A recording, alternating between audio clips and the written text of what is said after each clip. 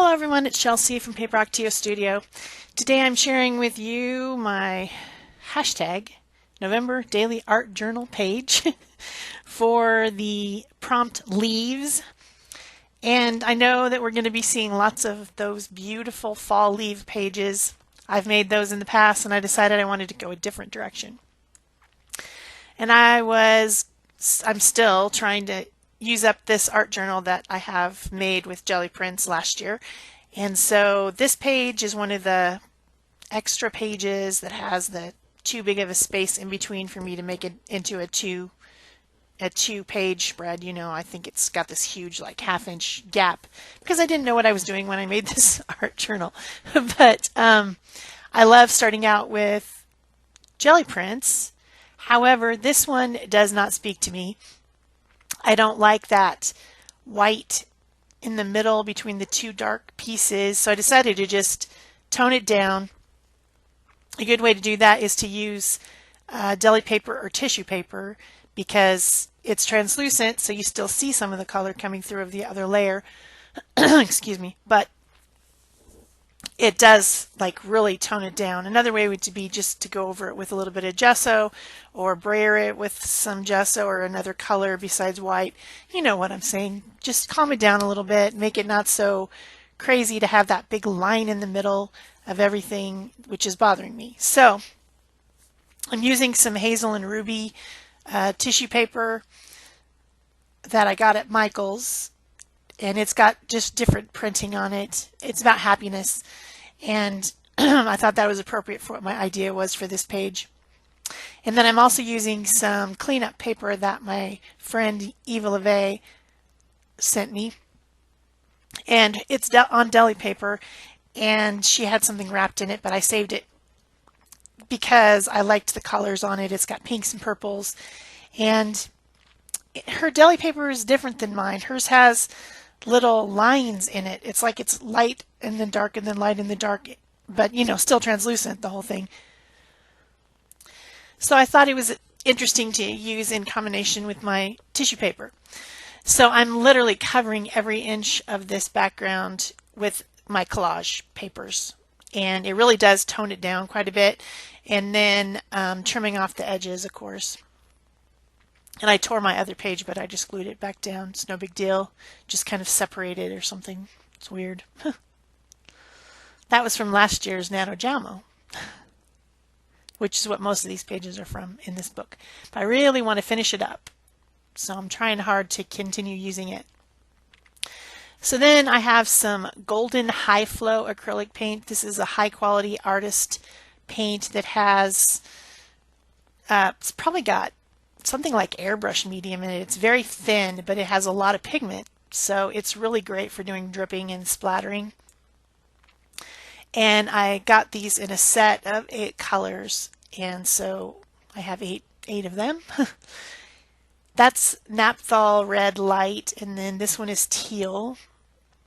Not sure what naphthol is, one of the chemicals that's in the original pigments, I guess.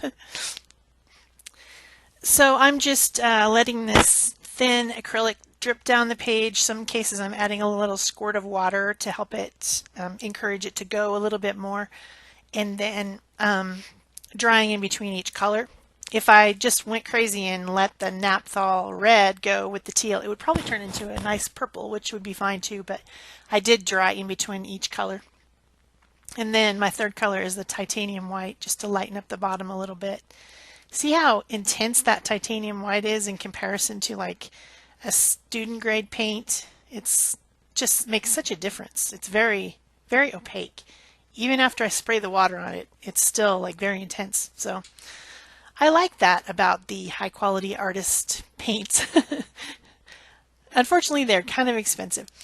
So when I was thinking about leaves, I was thinking about how heart shapes look like leaves, how so many plants have heart-shaped leaves. If you go out and look around, there's a lot of them that the leaves, even the prickly pears, which have pads for leaves, still often have heart shapes. And I really like heart shapes, and I like to see them in nature. Like it thrills me when I see, you know, a branch or branches that have accidentally shape themselves into hearts. And so I wanted to put that on my page. So I got out some heart stamps. These are old ones from Stampin' Up, like most of my stamps are old Stampin' Up stamps, because I used to be a Stampin' Up demonstrator for 10 years, which was probably 10 years ago. So most of my stuff is discontinued at this point, but it's easy to find heart stamps. There's thousands, millions, trillions of them, and I will look on Amazon and give you a link to a heart stamp set that's probably similar to this. So what I'm using to stamp is the carbon black, I think it's golden fluid paint.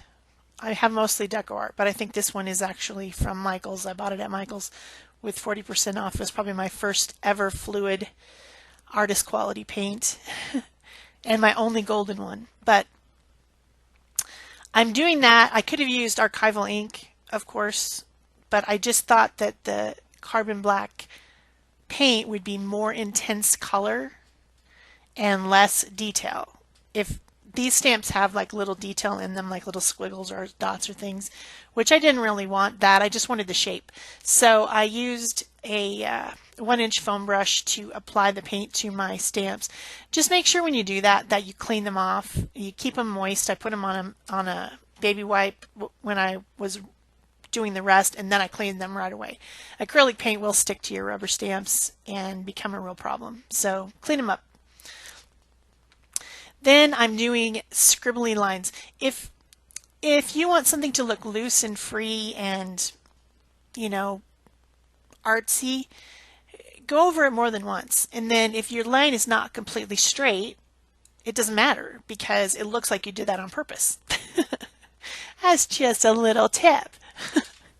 So I'm going over them multiple times, making like scribbly fast lines, loose wrist, not fussing, not worrying that it's not straight, you know, that that's not perfect, whatever. I didn't intend it to be perfect. So I'm using obviously my fine tip white Posca pen to do that, probably my favorite. And then I'm drawing in some veins to make them look a little bit more like leaves.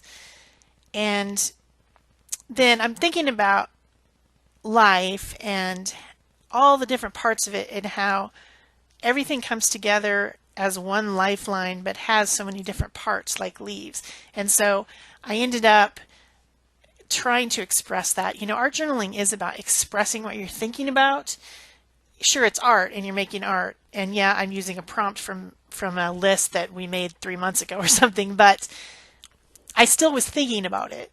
I was thinking about what the page meant in my mind. Obviously someone else might look at it and say, I don't know what you're talking about, but it's my art journal page. It's my personal feelings in art.